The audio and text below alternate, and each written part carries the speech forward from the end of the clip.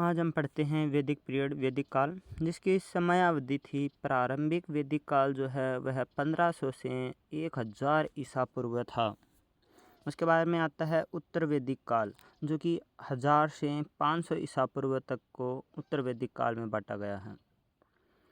समाज और व्यवस्था की बात करें तो प्रारंभिक वैदिक काल के अंदर सामान्यतः ग्राम और परिवार आधारित थे। उत्तर वैदिक काल में समाज जटिल हुआ। वर्ण व्यवस्था का विकास। ब्राह्मण ज्ञान और धर्म के लिए जाना जाता था। क्षत्रिय को शासन और युद्ध के लिए। वैश्य है वो व्यापार और कृषि के लिए। क्षुद्र सेवा और श्रम के लिए। जाति व्यवस्था का प्रारंभ हो चुका था। परिवार और विवाह के अंदर परिवार जो है वो परिवार प्रधान और संयुक्त परिवार की प्रणाली थी, और विवाह में प्रतिबद्ध और धार्मिक रूप से अनुष्ठान आधारित विवाह थे। पुत्रत्व को महत्व था। राजनीति और शासन के अंदर प्रारंभिक वैदिक काल ग्राम और जनजाति प्रमुख था।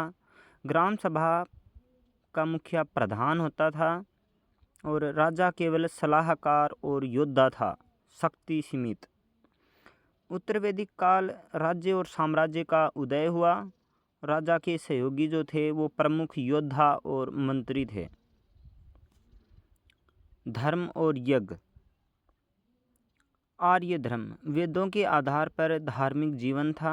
ऋग्वेद में मुख्य धार्मिक ग्रंथ था। ऋग्वेद जो है वो मुख्य धार्मिक ग्रंथ था उनका।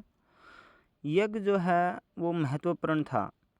देवता इंद्र, अग्नि, वरुण, सोम और सूर्य थे। उत्तर वैदिक काल के अंदर कर्मकांड और ब्राह्मणवाद बढ़ा। वैदिक साहित्य में उपनिषदों का आरंभ हुआ।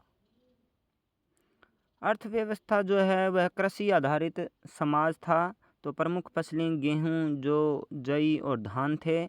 पशुपालन में गाय, भेड़, बकरी थी। व्यापार जो था वो ग्राम और राज्य स्तर पर सीमित था। सिक्का नहीं था, परंतु वस्तु विनिमय का व्यापार होता था। शिक्षा और साहित्य। वेद प्रमुख रूप से 4 थे: ऋग्वेद, सामवेद, यजुर्वेद, अथर्ववेद। मंत्र, स्तुति और यज्ञ की विधियां थी। शिक्षा के अंदर उपनिषदों का आरंभ हो चुका था। ज्ञान और दर्शन पर केंद्रित थे उपनिषद। शिक्षा जो थी वो गुरुकुल प्रणाली और मौखिक परंपरा वाली थी। कला और संस्कृति के अंदर प्रारंभिक वैदिक काल जो था वो कला सीमित था, मुख्यतः यज्ञ और मंत्र। उत्तर वैदिक काल में संगीत और नृत्य का विकास हुआ। हवन, वेदी और यज्ञशाला का निर्माण। सामाजिक रीति रिवाज और पर्व मनाए जाने लगे। प्रमुख बदलाव की अगर बात करते हैं तो समाज प्रारंभिक वैदिक काल के अंदर सरल समाज था, ग्राम प्रधान था। उत्तर वैदिक काल के अंदर जटिल वर्ण और जाति आधारित समाज बढ़ चुका था। राजनीति जो थी वो जनजाति और ग्राम सभा वाली थी प्रारंभिक वैदिक काल में। उत्तर वैदिक काल में यह राज्य और राजा का उदय हो चुका था। प्रारंभिक वैदिक काल में देवताओं की पूजा होती थी। उत्तर वैदिक काल में ब्राह्मणवाद और कर्मकांड का विकास हुआ। प्रारंभिक वैदिक काल में पशुपालन जो है वह प्रधान था, जबकि उत्तर वैदिक काल कृषि प्रधान था। प्रमुख साहित्य जो है वो ऋग्वेद था। उत्तर वैदिक काल के अंदर उपनिषद, अन्य वेद और संहिताएं आ गई थी। आरंभिक वैदिक काल जो है वह 1500 से 1000 ईसा पूर्व सरल समाज और ऋग्वेद था। उत्तर वैदिक काल में 1000 और 500 ईसा पूर्व राज्य और वर्ण व्यवस्था थी और उपनिषद आ चुके थे। एक प्रश्न कई बार आता है कि कौन सा जो वेद है वह किस से संबंधित था। तो ऋग्वेद जो था वो मंत्र और स्तुति का वेद माना जाता है। सामवेद को गीत और संगीत का वेद कहा जाता है। यजुर्वेद जो था वो यज्ञ विधि का वेद था। और अथर्ववेद जो था वो जादू, स्वास्थ्य और दैनिक जीवन का वेद माना जाता है।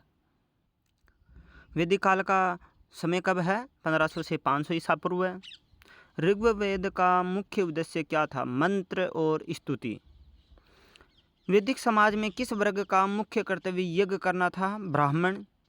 उत्तर वैदिक काल में सामाजिक और आर्थिक जीवन में कौन सा परिवर्तन आया था? कृषि और संपत्ति की वृद्धि। उपनिषदों का मुख्य विषय क्या था? आत्मा, मोक्ष और दर्शन।